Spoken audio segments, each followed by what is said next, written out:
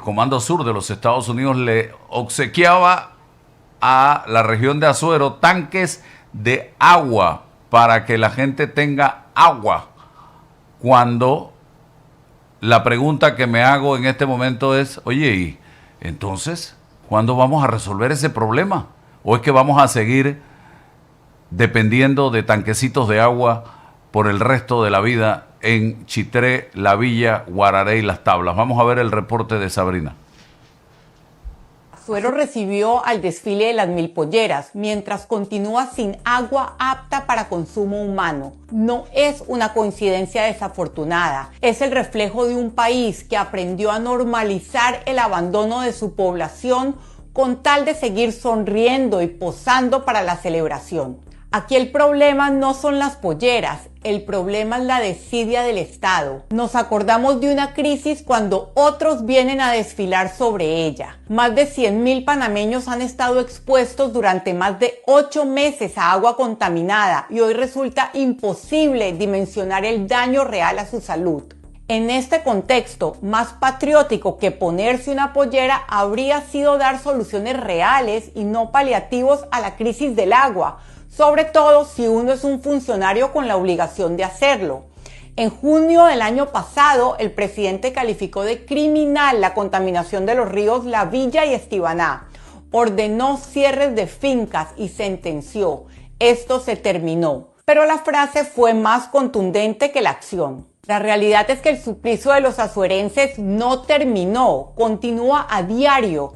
Los criminales que contaminaron los ríos no pasaron por la cárcel. Algunos pagaron la irrisoria multa de 9.999 y con el descuento estatal incluido se compraron sus polleras y montunos para ir a desfilar junto a las autoridades que deberían fiscalizarlos. Ese es el espejo en que debe mirarse Panamá. Un país donde creemos que los problemas culminan con declaraciones altisonantes. Aquí las crisis no son oportunidades para corregir el rumbo, sino excusas para montar un espectáculo y seguir adelante como si nada hubiese pasado. Lo vemos con el agua en Azuero y también con la basura en San Miguelito. Hay fotos de la recolección de desechos, pero no hay evidencia de que se haya disipado la sombra de la corrupción alrededor de ese servicio. ¿Cómo tenerla si el Contralor hizo de lobista para la empresa reina de los incumplimientos? El Ejecutivo se abalanzó sobre una competencia municipal con improvisación y sin planificación. Show político para hoy, crisis segura para mañana. Nada de esto ocurre por casualidad. Los que contaminan desfilan, las empresas señaladas siguen ganando contratos y quienes deberían fiscalizar los recursos públicos representan intereses privados. La impunidad se consolida como norma y el costo cae siempre del mismo lado: los ciudadanos. Y si este engaño funciona, no es solo por la habilidad del poder, es porque lo permitimos. Permitimos confundir espectáculo con soluciones reales y promesas con políticas públicas. Esa es la única explicación posible para que no nos escandalice celebrar entre polleras mientras miles abren el grifo y no sale agua potable. Sabrina, yo que viajo con frecuencia a la región de Azuero, yo que soy de Azuero, de Chitré específicamente, pero me siento azuerense, lo que más me preocupa es el mirar para otro lado de parte de la población de Azuero frente a una crisis que ya lleva 9 meses y que durante estos 9 meses, en medio de la crisis del agua, he visto cantidad de fiestas así, llenas, repletas de azuerenses disfrutando de estas fiestas, pero cuando se llama a una protesta pacífica, cívica, para reclamar solución al problema, no van más de 5 gatos. Ese es el problema que hay en Azuero y siento que es parte del ADN de los panameños. No sé, Sabrina, ¿qué puedes decirme al respecto? Sí, es un poco lo que trato de decir en la columna de Sin Censura esta semana. que por un lado hay un gobierno que prometió soluciones, dijo que la crisis se acababa, que los culpables iban a pagar, y por otro lado hay una sociedad que no exige rendición de cuentas o no está, digamos, al tanto o pendiente de qué ha ocurrido. Y de alguna manera nos hemos acostumbrado como sociedad y como dices tú, también los azuerenses, a que tengan muchos festivales, entre ellos las Mil Polleras, y la crisis del agua potable continúa. Yo miraba la cuenta del IDAN antes de que llegaran los visitantes para el desfile de las Mil Polleras y advertía dónde eran los tanques, dónde eran los puntos donde podían tomar agua potable, y recordaba que no hay agua potable para la población. Y me parecía tan diciente, tan representativo de muchas de las realidades de Panamá, porque creo que de otra manera es inconcebible, o quizá para alguien que llegue de afuera es inconcebible, que una región que lleve 9, 10 meses sin agua potable reciba visitantes del resto del país, celebre festivales, o sea, tenga lo accesorio, tenga lo cultural, lo folclórico, pero no tenga lo básico, no tenga el recurso básico para la vida, que es agua potable. ¿Por qué no aprovechamos ese desfile de las 1000 polleras para llevar 1000 botellas de agua vacías en las manos y mandar un mensaje?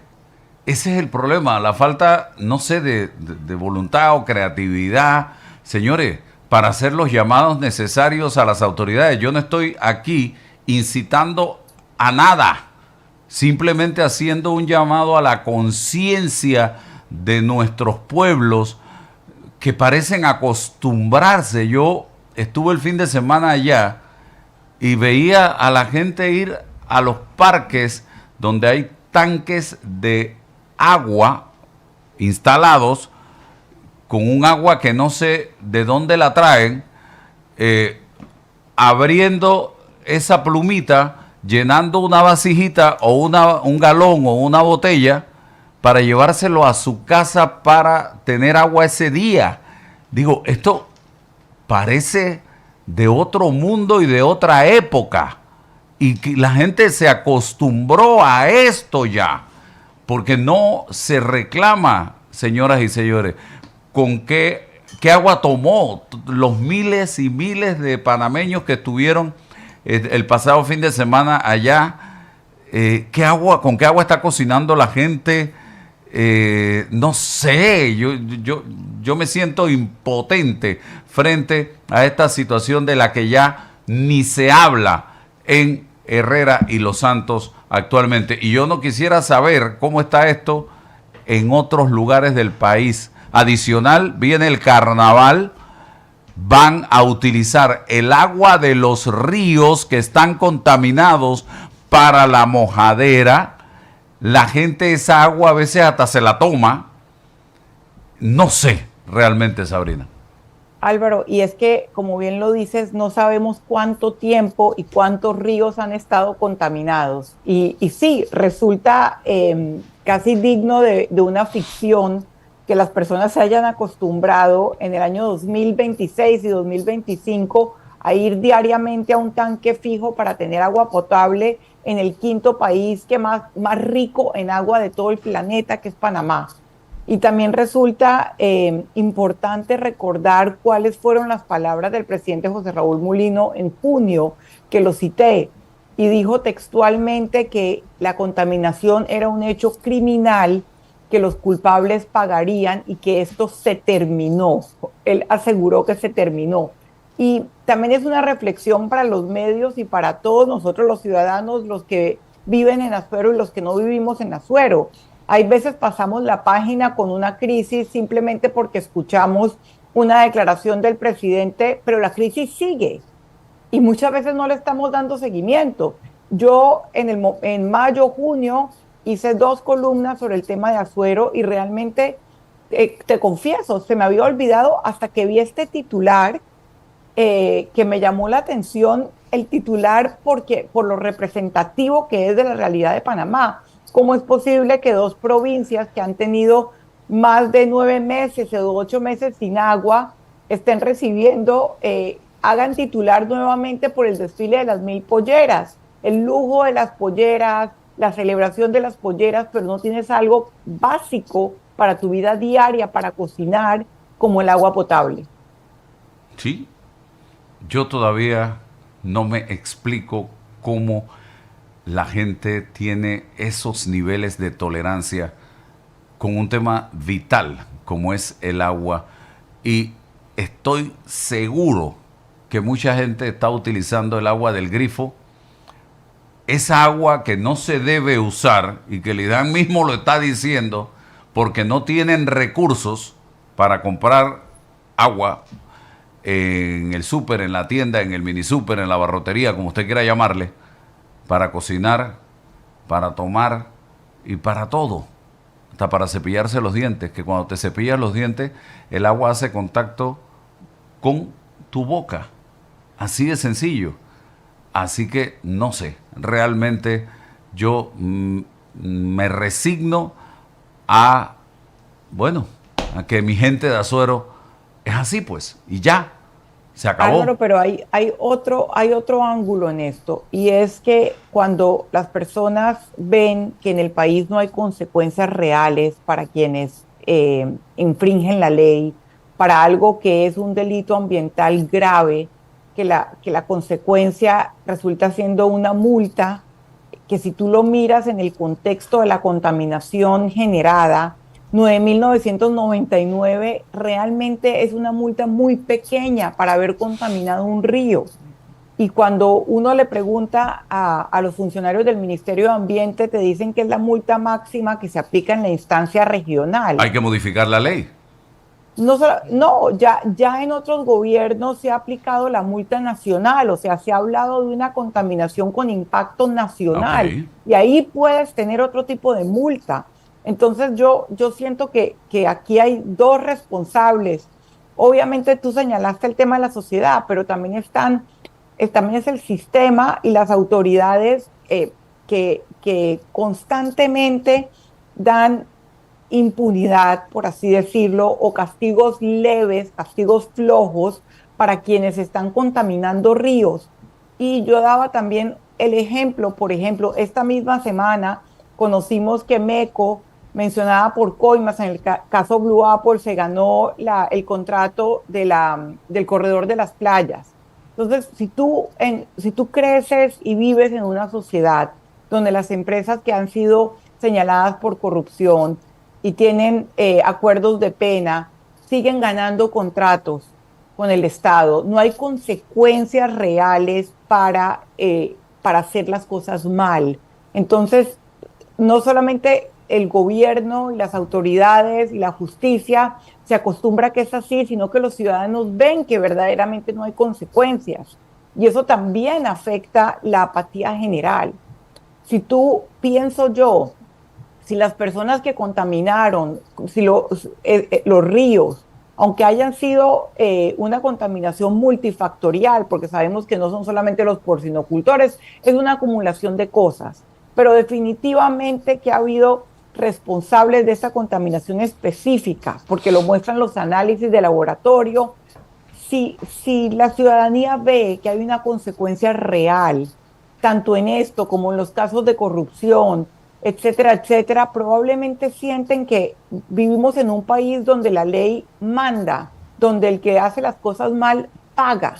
Pero como estamos acostumbrados a que el que hace las cosas mal, o el que delinque, o el que le roba al Estado se sale con la suya, entonces vivimos sumergidos en esta amnesia colectiva de esperar que un escándalo pase, se nos olvida y llega el siguiente escándalo, nos indignamos un par de días y viene el siguiente escándalo, y así hemos ido, olvidando los escándalos que acaban de pasar sin darle seguimiento a los que son derechos fundamentales de los ciudadanos. Sí. Hay gente, y lo digo con tristeza y dolor, más preocupada por el estadio en Chitré o por el paso vehicular que por el problema del agua. Lo digo con tristeza y lo digo con dolor. Pero Sabrina, finalmente, quienes estaban impulsando la salida de la directora del ICSE, de la rectora del ICSE, Milena Gómez, lograron su objetivo. Sacarla, porque fue sacarla de la institución a como diera lugar. ¿Tu opinión? Digo, esto es crónica de una renuncia forzada anunciada desde hace meses. Y yo ayer recordaba justo con un post en X tuyo, con un video que tú subiste de las palabras de la rectora en la última graduación, hablando un poco de las cifras que tenía equivocadas el ministro de Economía y Finanzas, Felipe Chapman. Recordemos que por el mes de octubre, septiembre, hubo este intercambio de palabras entre el ministro estrella del gabinete y la gerente educativa del ICSE.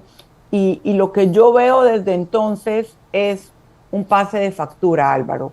Porque si tú me dices que está saliendo una persona de una manera institucionalmente correcta y no inventada sobre el camino, porque eso es lo que han hecho, han inventado una nueva causal porque no encontraron nada en la auditoría, esa es la información que se tiene, a menos de que haya algo que los ciudadanos y los medios no conozcamos. Si tú me dices que la consecuencia es contra una persona que no tenía un buen desempeño, cuya institución no mostraba cifras que le atribuyeran, por así decirlo, una buena gerencia, uno dice, bueno, eso es lo que pasa en la empresa privada y también debe ocurrir en las instituciones públicas cuando alguien no trabaja bien, no funciona, no llena sus objetivos.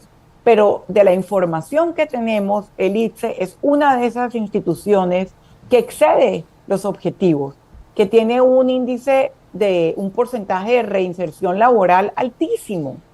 Entonces, cuando tú comparas las presiones que le han puesto a esta persona y las comparas con otras instituciones educativas superiores que no tienen ese desempeño, que no tienen esa presión por parte del gobierno central, tú evidentemente te das cuenta que esto es que uno, seguramente querían el cargo o quieren el cargo para alguien políticamente afín, y dos, les incomodó que Milena Gómez le haya recordado o le haya contestado a Felipe Chapman sobre cuáles son las cifras reales del ICSE. Y todo esto empezó en la Comisión de Presupuesto, en la Asamblea, cuando se dio este intercambio, cuando la diputada, creo que fue Walkira Chambliss, le recordó o le preguntó a Felipe Chapman por qué le habían recortado 60% del presupuesto al ICSE, y aquí empezó este intercambio y al final hay una consecuencia. Y más allá del tema del ICSE, es lo que está pasando en muchos ámbitos del país sin que probablemente muchos ciudadanos se den cuenta.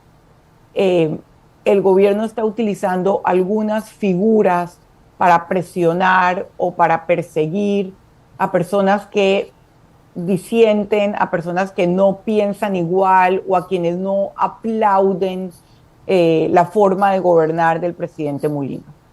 Sí, y es muy triste y es muy preocupante.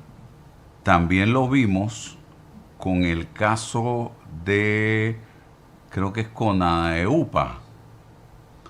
Estoy buscando aquí. CONAEUPA, sí, que es el Consejo Nacional de Evaluación y Acreditación Universitaria. La secretaria general de CONAEUPA intentaron, a como diera lugar, sacarla del cargo y no lo lograron. Estamos hablando de la profesora María del Carmen Terrientes de Benavides.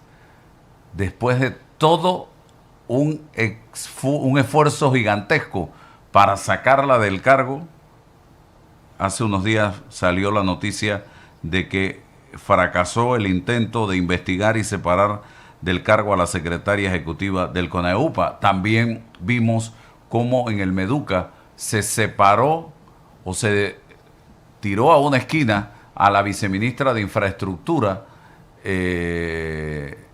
porque simple y sencillamente no era del agrado de la ministra. Y mira lo que pasó en este caso. La rescata a la viceministra el gobierno y se la llevan a la Secretaría de Metas. Y en el Meduca ubican a una persona en ese momento en el cargo, pero sin el título de viceministra de Infraestructura, no era la titular, estaba encargada. Pero son cosas que hemos visto y que han estado sucediendo en este momento.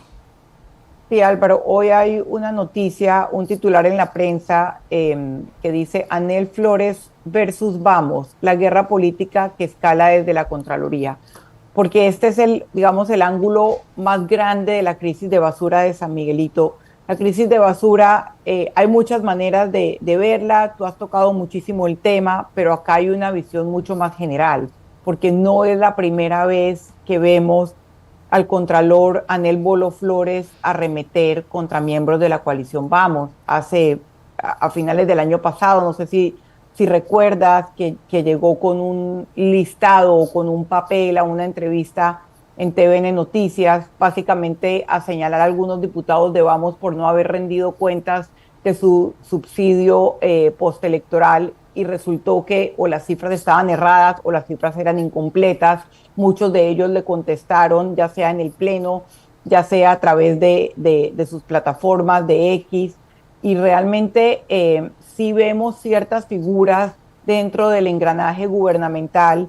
El Contralor, por ejemplo, para mí claramente es una de ellas que arremete contra personas que son críticas del gobierno, y eso a mí me genera como ciudadana y como periodista mucho temor y mucha preocupación. No temor, sino preocupación. Me imagino que esto genera mucho temor entre algunas personas porque saben el nivel de poder que tiene, no solamente por su cargo, sino también porque el presidente se lo ha dado. Háblame, Sabrina, de el caso Odebrecht y por dónde va la situación en este momento. Sí, vimos el acuerdo de pena del señor Francolini. Vimos también que el señor Ronnie Mistrachi quedó por fuera del juicio, como él ya había presentado un amparo. Y al final lo que tú terminas pensando es que el nivel de daño que se le hizo a los recursos públicos de todos, con el caso de Odebrecht, o sea, el nivel de las coimas que se dieron, quizá no corresponde al nivel de los castigos. Y yo cuando la semana pasada hacía mi reflexión sobre Odebrecht y decía que Panamá no aprendió nada, hablaba, por ejemplo, de acuerdos de pena que dan pena. Y no digo que no haya que buscar la manera en que una persona colabore con la justicia dando información de otros peces gordos, por así decirlo, y devolviendo buena parte de la plata que se robó, porque no hay otra manera de decir lo que se robó. Pero al final, cuando tú ves que terminan devolviendo relativamente muy poco comparado con lo que se robaron de los recursos públicos, y terminan pactando penas que son realmente, que no terminan ni pisando un día de cárcel, te preguntas quién está ganando este partido o este juicio fundamental para la justicia del país, si lo está ganando la justicia o lo está ganando la impunidad. Y dejo esa pregunta abierta porque yo también planteaba que no están todos los que son, que hay algunos que se fueron por la ruta del Parlacén, y etcétera, etcétera. Entonces, realmente todos quisiéramos, los ciudadanos quisiéramos que hubiese castigos ejemplares aquí también. Y no necesariamente parece que es a donde está dirigido el juicio. No por una mala actuación de la jueza Valoisa Martínez, que creo que ha sido muy contundente en sus actuaciones, pero porque el sistema termina protegiendo a aquellos cercanos al poder, o también porque el tiempo ha corrido a favor de la impunidad, por así decirlo. Todavía es muy temprano para pronunciar la palabra y obviamente es importante que esté teniendo el juicio, que se esté dando el juicio, pero lo que queda claro es que las coimas fueron un hecho y los castigos ejemplares no lo son. Muy bien. Bueno, gracias Sabrina por estar con nosotros esta mañana.